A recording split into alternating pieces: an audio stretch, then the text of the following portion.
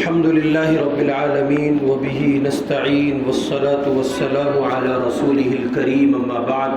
أعوذ بالله من الشيطان الرجيم بسم الله الرحمن الرحيم وعد الله الذين آمنوا منكم وعملوا الصالحات ليستخلفنهم في الأرض كما استخلف الذين من قبلهم وليمكنن لهم دينهم الذي ارتضى لهم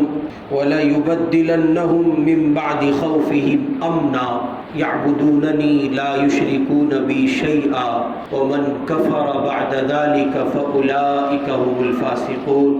صدق اللہ العظیم۔ ہماری آج کی گفتگو کا عنوان ہے کربلا سے حسینی پیغام۔ گلشن مصطفیٰ کے دو عظیم پھول، گلشن نبوت کے دو شہزادے، سیدہ فاطمۃ الزہرا رضی اللہ تعالی عنہا کی آنکھوں کی ٹھنڈک، سیدنا حضرت علی رضی اللہ تعالی عنہ کی آنکھوں کی ٹھنڈک، آپ کے جگر پارے، آپ کے لخت جگر، آپ کے دو شہزادے جن کی نانی ہے خدیجہ و عائشہ اور جن کے نانا ہے محمد الرسول اللہ صلی اللہ علیہ وسلم، جن کو یہ سعادت حاصل ہے کہ جب انہوں نے اس دنیا میں آنکھیں کھولی تو اس عظیم ہستی کا دیدار پایا جس کے دیدار کی ایک جھلک دنیا و کائنات سے کہیں زیادہ قیمتی ہے۔ اب سے ٹھیک 1300 کچھ سال پہلے اس زمین نے ایک ایسے معرکے سے خود کو دوچار پایا اور ایک ایسی گھڑی سے خود کو گزارا کہ جس کی وجہ سے امت کی کربناکیوں میں نہ صرف یہ کہ اضافہ ہوا بلکہ امت اس غم کو، اس درد کو سمیٹتے سمیٹتے آج تک نہیں سمیٹ پائی۔ ہر سال محرم الحرام کی آمد ہوتی ہے اور ہمارے ذہنوں میں اس عظیم معرکے کی یاد تازہ ہو جاتی ہے جو آج سے 1375 سال قبل کہہ سکتے ہیں سن 61 ہجری میں عراق کے ایک بے آب و گیاہ وادی میں خطے میں پیش آیا، اور مسئلہ فلسفہ کربلا کا بس اتنا سا ہے کہ اللہ یہ چاہتا تھا کہ میرے محمد کی آل کا کوئی فرد قربانیوں اور ہماری محبت کی وادیوں میں سے کسی ایسی وادی سے بھی گزر جائے جہاں وہ اپنا سب کچھ لٹا کر، سب کچھ داؤ پر لگا کر دنیا جہان کے مومنین و مومنات کے لیے یہ پیغام چھوڑ جائے، محبت ہو تو ایسی،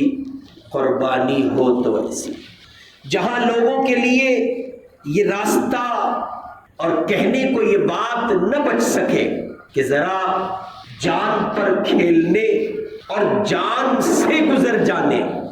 حد میں رہنے اور حد سے گزر جانے، اور مزید یہ کہ کسی کے لیے ہمدردی، جانثاری، غم خاری اور غم گساری میں اتنا آگے نکل جانا کہ اپنی جانے جانا کو سونپ دینا، یہ کوئی سیکھے محمد الرسول اللہ کے نواسے حسین سے جو کرب و بلا کی اس بے آب و گیاہ وادی میں جو عراق کی سرزمین پر پائی جاتی ہے، اللہ کی محبت میں امتحان دے کر حسین زندہ کر گئے۔ ہر سال محرم الحرام کی آمد ہوتی ہے اور دنیا جہان میں حسینی پیغام کی صدائیں گونجنے لگتی ہے، اور اہل حق، ارباب دانش، اہل علم، اہل دل اور محبت کی داستان رقم کرنے والے عشاق رسول، عشاق اہل بیت، عشاق صحابہ، وہ ان گھڑیوں میں جب محرم الحرام کی آمد ہوتی ہے صداقت کے، شجاعت کے، بہادری کے، جانثاری کے، شہادت کے اس سبق کو یاد کرتے ہیں، تازہ کرتے ہیں، اپنے دل کی دنیا میں اس کو پھر سے ایک نئی جگہ دیتے ہیں اور یہ کہتے ہیں کہ ہماری جان اتنی قیمتی نہیں ہو سکتی جتنی قیمتی وہ جان تھی جسے جان حسین کہتے ہیں۔ ہمارے جسم اور ہمارے اعضاء اور ہمارا وجود اتنا قیمتی نہیں ہو سکتا جتنا قیمتی وہ وجود تھا جس کو سواری ملی تھی محمد الرسول اللہ صلی اللہ علیہ وسلم کی پیٹھ مبارک۔ ہر سال محرم الحرام کی آمد کے موقع پر اہل حق، اہل شجاعت اس سبق کو زندہ کرتے ہیں اور دہراتے ہیں، ایک نئے عزم کا اور ایک نئی استقامت کا گویا وہ ارادہ کرتے ہیں کہ ہم پھر سے چلیں گے، پھر سے لڑیں گے، آگے تک بڑھیں گے، دور تک جائیں گے اور اتنا حسینی پیغام کو زندہ کریں گے کہ زندہ کرتے کرتے اس آیت کا مصداق ہو جائے، وَلَا تَقُولُوا لِمَن يُقْتَلُ فِي سَبِيلِ اللَّهِ أَمْوَاتٌ۔ تقریباً 14 صدیاں قبل ایک حکمران کی بیعت سے انکار کر کے اور اس حکمران کے اس ظالم دستے، اس ظالم فوجی ٹولے کے مد مقابل آ کر اپنے نانا جان کی تعلیمات کے اس سبق پر قائم رہتے ہوئے، جو ان کے نانا جان نے ان کو پڑھایا تھا اور یہ کہا تھا ہر حال میں بہر صورت جب جہاں جس مشکل گھڑی سے گزرو یاد رہے حق کا، صداقت کا، سچائی کا دامن نہیں چھوڑنا، ہمیشہ مظلوم کے ساتھ رہنا ہے اور ظالم کے خلاف کھڑے رہنا ہے اور اس کے ظلم کو ظلم کہنا ہے اور یہ بتانا ہے کہ تم ظالم ہو اور ہم ظالموں کے ساتھ کبھی نہیں آتے۔ محمد کا گھرانہ ہمیشہ مظلوموں کے ساتھ رہتا ہے۔ تقریباً 14 صدیاں قبل ایک ظالم دستے کے سامنے سینہ سپر ہو کر حق کی آواز کو بلند کرتے ہوئے حسین نے یہ پیغام دیا تھا، ظالم ظالم ہوتا ہے اور ظالم کو ظالم کہنا یہ وقت کا فرض منصبی ہے اور فریضہ ہے۔ ایک مومن کے لیے قطعاً اس کی اجازت نہیں ہے کہ وہ ظالم کو ظالم نہ کہے اور ظلم کی کوئی حسین تعبیر پیش کر کے ظالم کے ساتھ کھڑے ہو کر اس کی ہاں میں ہاں ملائے۔ دنیا اس کو قبول کرے تو کرے، محمد کا گھرانہ اس کو کبھی قبول نہیں کر سکتا۔ یوں کربلا کی سرزمین پر وجود پانے والے، برپا ہونے والے معرکہ کربلا سے ہزاروں پیغامات جاری ہوتے ہیں۔ کربلا کی سرزمین پر جس وقت وہ معرکہ پیش آیا، جب اہل بیت آل اطہار کے افراد اس بے آب و گیاہ وادی میں، جو باوجود اس کے کہ اپنے اندر سب کچھ رکھتی تھی، لیکن اگر وہاں کچھ نہیں تھا تو محمد کے گھر کے افراد کے لیے نہیں تھا اور بقیہ افراد، بقیہ لوگوں کے لیے وہاں سب کچھ تھا۔ زمین باوجود اپنی وسعت کے تنگ کر دی گئی۔ اس موقع پر پل پل ایک ایک عمل سے، ہر گھڑی کی نقل و حرکت سے جو پیغامات سیدنا حضرت امام حسین رضی اللہ تعالی عنہ پیش کر رہے تھے، ان کو اگر ہم اور آپ شمار میں لائیں تو وہ پیغامات اپنی تعداد میں 1000 تک پہنچتے ہیں۔ کہاں تک بیان کیجیے اور کس کس کو چھوڑیے، کس کس کو بیان کیجیے۔ 2 بنیادی پیغامات اس وقت میں سیدنا حضرت امام حسین رضی اللہ تعالی عنہ کے اس موقع کی مناسبت سے جو محرم الحرام کی آمد پر زندہ ہوتا ہے، تازہ ہوتا ہے، اور نتیجہ یہ کہ وہ ہمیں ایک نئی سمت عطا کرتا ہے۔ بس اس مجلس میں 2 مختصر پیغام آپ سماعت فرما لیں۔ پہلا پیغام تو یہ ہے کہ امام حسین مکہ المکرمہ سے چلے، ابھی مکہ مکرمہ کی وادی کو عبور کر کے چند ایک میل کی مسافت طے کی ہے۔ کوفیوں کی بغاوت آپ پر واضح ہو چکی ہے اور یہ بات آیا ہو گئی سیدنا حضرت امام حسین رضی اللہ تعالی عنہ پر کہ اب کوفہ کا رخ مناسب نہیں ہوگا، اب وہاں جانے کا مطلب ہے اپنی جان ہتھیلی پر رکھ کر یہ بقیہ ننھی جانے جو ساتھ میں ہیں ان کا سودا کرنا، گویا قتل گاہ لیے جا رہے ہیں۔ چند ایک میل کا فاصلہ طے کرنے کے بعد عیا ہو چکی تھی یہ بات کہ اٹھنے والا ہر قدم اب اس ستم کی طرف بڑھ رہا ہے جو ظالموں کے نرغے میں پھنسنے کے بعد یہ طے نہیں کیا جا سکتا کہ وہ ستم انتہا کو کہاں تک پہنچے گا۔ لیکن مسلم ابن عقیل جو پہلے جا چکے ہیں امام حسین رضی اللہ تعالی عنہ کی ایما پر، اور انہوں نے کوفے کے ماحول کو جانچا پرکھا اور اس کو ان حالات کا جائزہ لے کر آپ کو اطلاعات پہنچائی اور بتایا کہ کوفیوں کے در حقیقت وہ خطوط جو محبت پر مشتمل تھے اور جنہوں نے جن خطوط میں یہ باور کرایا گیا تھا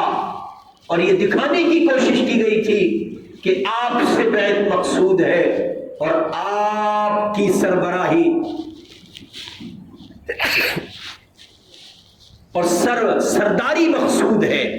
آپ تشریف لائیں، ہم آپ کے ہاتھ پر بیعت کریں گے، ہمیں یزید سے کوئی تعلق نہیں ہے، ہم آپ کے بابا حضرت علی کے ساتھ بھی تھے اور ہم آپ کے ساتھ بھی ہیں۔ کوفیوں کے ان محبت بھرے خطوط نے امام حسین رضی اللہ تعالی عنہ کو مجبور کیا۔ امت کا ایک بڑا طبقہ ہے جس کو حق کی آواز اور حق کی ضرورت ہے۔ ظاہر ہے کہ محمد کے گھر کا فرد حق کے سوا کیسے جا سکتا تھا، آپ نے اس کو قبول کیا اور ابھی مکہ مکرمہ سے نکل کر چند ایک میل کا فاصلہ آپ نے طے کیا اور کوفیوں کی بغاوت منظر عام پر آ گئی اور یہ پتہ چل گیا کہ کوفی بغاوت پر ہے۔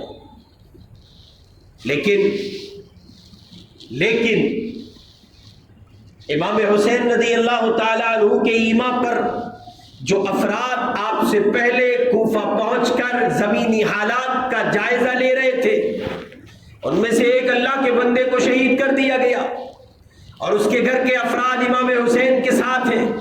اب جب قدم بڑھتے بڑھتے رکتے ہیں اور ٹھہرنے کا ارادہ کرتے ہیں تو ان رکتے ہوئے قدموں پر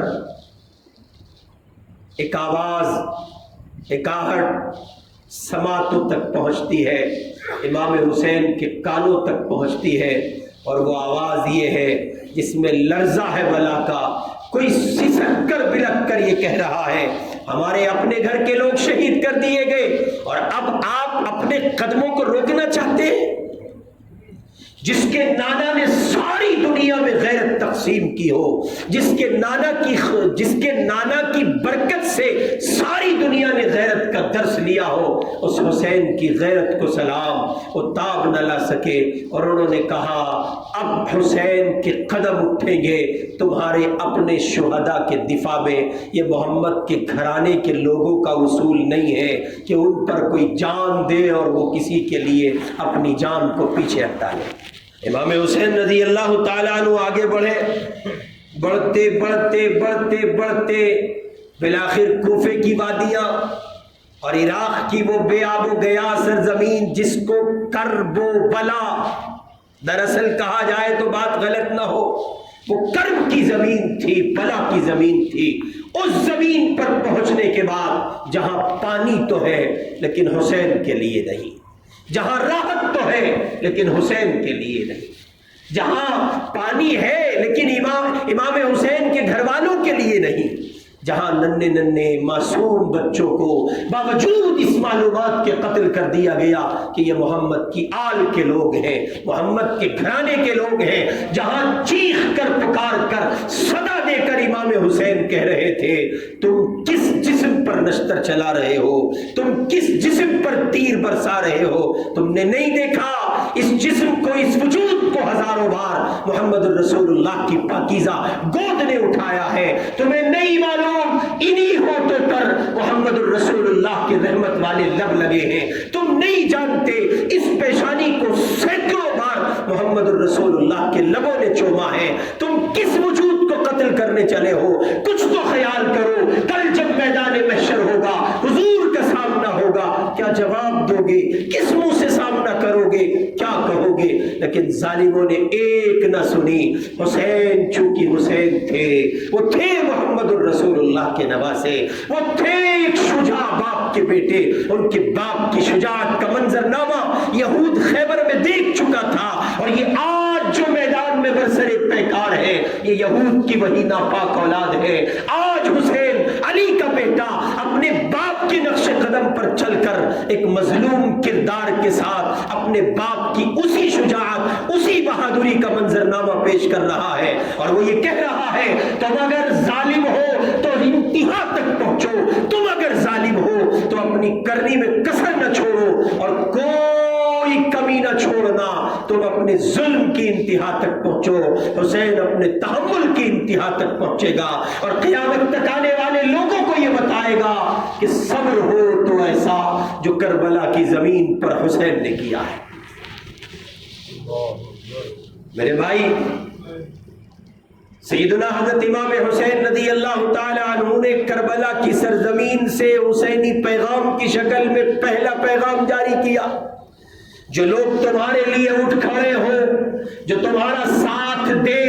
جو تمہارے پیچھے آئے، جو تمہیں اپنا کہے، جو تم پر احسان کرے، جو تمہارا خیال رکھے، جو تم پر جانثاری اور فداکاری کا مظاہرہ کرے، جو تمہیں اپنا کہتے، پھر تم ان سے بغاوت نہ کرنا، ان سے پیچھے نہ ہٹنا، ان سے جان نہ چرانا، ان کی بات کو کالعدم نہ ہونے دینا، ان کی بات کو کنڈم نہ ہونے دینا، کسی صورت یہ نہ ہونے پائے کہ وہ اپنے آپ کو تنہا محسوس کرے، اور وہ یہ محسوس کرے کہ ہم کل ان کے لیے کھڑے تھے، آج ہی ہمیں تنہا چھوڑ چلے ہیں، کل ہم نے ان پر جانیں لٹائی تھی، اپنی اولادیں ان کے حوالے کری تھی، اور آج یہ ہے کہ ہمیں تنہا چھوڑے جا رہے ہیں۔ حسین چیخ کر کہہ رہے ہیں، مکے کی اس بے آب و گیا وادی کے چند میل کے فاصلے کے بعد اب جب معلومات فراہم ہو چکی ہے، ہر اٹھنے والا قدم ان ہمراہیوں کی محبت میں اٹھ رہا ہے، ان دیوانوں کے احسان کے بدلے کے احسان کا بدلہ اور احسان کے قرضے کو چکانے میں اٹھ رہا ہے۔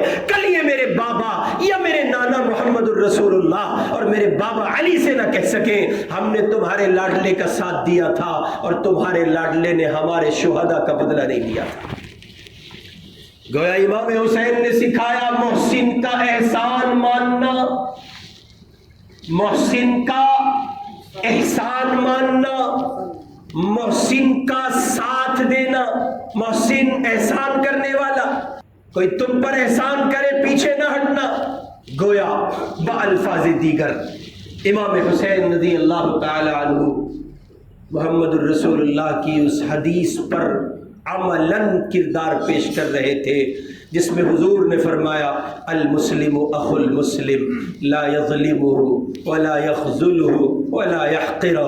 حضور نے فرمایا مسلمان مسلمان کا بھائی ہے۔ حسین نے پیغام دیا یہ میرے ایمان والے بھائی ہیں، نہ ظلم کر سکتا ہوں اور نہ ظلم ہوتے ہوئے دیکھ سکتا ہوں۔ ان پر ظلم ہو رہا ہے، ان کے گھر کا ایک فرد مار دیا گیا، ان کے اپنوں کی شہادت ہو گئی، ان کے اپنوں کو جام شہادت پینا پڑا، یہ نہیں ہو سکتا۔ اسلامی اخوت کا تقاضا یہ ہے حسین چل کے جائے گا، انتہا تک پہنچے گا، یا جام شہادت پیے گا یا ظالموں سے بدلہ لے کر ظلم کو ٹھکانے لگا کہ کہے گا ظالم ظالم ہے، مظلوم مظلوم ہے، اور حق ہمیشہ مظلوم کے ساتھ ہوتا ہے۔ بنیادی طور پر سیدنا حضرت امام حسین رضی اللہ تعالی عنہ نے پیغام دیا جو تمہارے اپنے ہیں ان کا ساتھ کبھی نہیں چھوڑنا، کسی حال میں نہیں چھوڑنا، جان پہ بنائے تب بھی نہیں چھوڑنا، مٹا دیے جاؤ تب بھی نہیں چھوڑنا۔ یہ وہ ہے جو تمہارے ساتھ کھڑے ہیں، دیکھو ان کے ایک آدمی کو میری وجہ سے قتل کر دیا گیا ہے، میں حسین اپنا سارا گھرانہ لیے جا رہا ہوں، اب جو ہونا ہے ہو جائے۔ اور بالآخر یہ کہ پھر سیدنا حضرت امام حسین رضی اللہ تعالی عنہ آگے بڑھے اور بڑھتے بڑھتے عراق کی اس بے آب و گیاہ وادی تک پہنچے جس کو کرب و بلا کا نام دیا گیا، بالآخر کربلا تک وہ پہنچے۔ معرکہ پیش آیا، آپ کے گھر کے بہت سے افراد مار دیے گئے، جام شہادت پی گئے۔ سیدنا امام حسین رضی اللہ تعالی عنہ کی شہادت ہوئی، اور ان کی شہادت کیا ہوئی؟ محمد الرسول اللہ کی بات سچی ہو گئی۔ کون مٹائے گا حسین کو؟ یہ بات تو پہلے طے ہو چکی ہے۔ حضور علیہ الصلوۃ والسلام اپنی موجودگی میں یہ بشارت دے کر جا چکے ہیں، اللہ میری امت کی سربلندی کے لیے میرے گھر کے اس شہزادے حسین کی قربانی کو قبول کر چکا ہے۔ یہ تو خداوندی نظام کا حصہ تھا، یہ پلان نہیں ہو سکتا تھا ظالموں کا، یہ سازش نہیں ہو سکتی تھی ظالموں کی۔ اور ہم علی وجہ البصیرت یہ بات کہتے ہیں، دنیا کی کسی ظالم فوج میں وہ جگر نہیں تھا جو محمد کے اس شہزادے کا مقابلہ کرتی۔ یہ تو قربانی اللہ کے یہاں سے طے تھی، اس کو ہونا ہی تھا، اس لیے یہ ہوئی۔ دنیا کہے یہ بات کہ وہ فلاں کی سازش کا حصہ تھا، دنیا کہے یہ بات کہ فلاں نے ان کا قتل کیا، دنیا کہے یہ بات کہ فلاں نے ان کے ساتھ یہ زیادتی کی، ہم یہ کہتے ہیں یہ جام تھا جام محبت، یہ جام تھا جام شہادت، یہ لکھا گیا تھا، یہ پینا ہی تھا، یہ طے تھا محمد الرسول اللہ صلی اللہ علیہ وسلم کے گھر کے افراد کے لیے۔ اور اس کے پیچھے بات تھی وہ، اسلام زندہ ہوتا ہے ہر کربلا کے بعد۔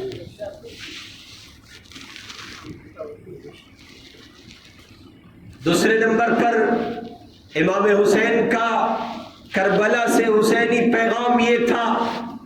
کہ ادھر یہ قتل گاہ سجی ہے، مقتل میں موجود ہے حضرت امام حسین رضی اللہ تعالی عنہ، اور گھڑی در گھڑی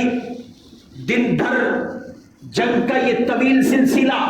اور درمیان میں نماز ہے، تلاوت ہے، اذکار ہے، یاد الہی ہے، یاد مصطفیٰ ہے، یہ سب کچھ معمول پر جاری ہے، معمول کے ساتھ جاری ہے، اور کسی طرح کی رکاوٹ اس میں نہیں ہے۔ اور انتہا یہ ہے جب وجود پورے طور پر لہو لہو ہے، تب امام حسین سجدے میں ہے، تب اس حال میں بھی وہ سجدے کو قبول کرتے ہیں۔ دوسرا بنیادی پیغام یہ تھا، لوگوں جان چلی جائے سو چلی جائے، میرے نانا کا دین نہ چھوڑنا، سربلندی اور کامیابی اسی میں ہے۔ اس لیے وہ کہا کسی نے کہ کہاں تک سوگ مناؤ گے، کہاں تک سینہ کوبی کرو گے،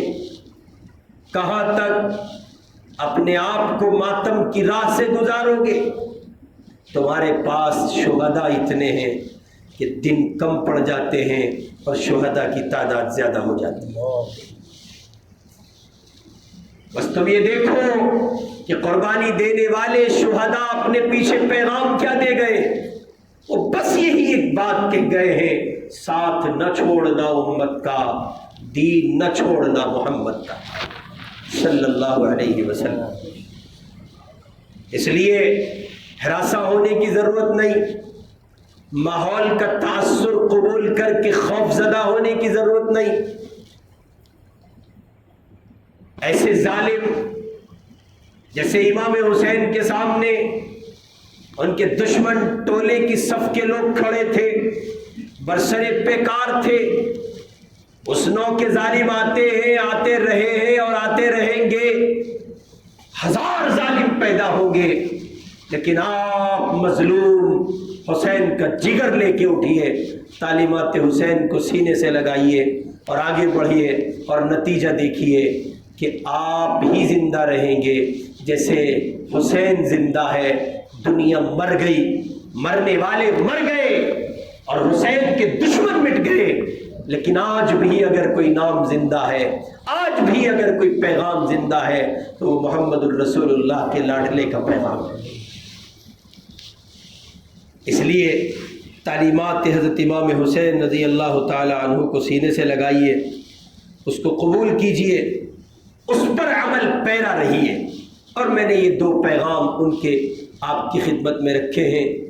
2 بہت بنیادی پیغام جن کو کربلا سے حسینی پیغام کی عبارت کے ساتھ، ہیڈ لائن کے ساتھ آپ تعبیر کر سکتے ہیں۔ کبھی اپنوں کا ساتھ نہ چھوڑنا، جو تمہارے لیے آئے وہ تمہارے ہوتے ہوئے خود کو تنہا نہ پائیں، اور جان جائے سو جائے، محمد کا دین ہاتھ سے نہ جائے۔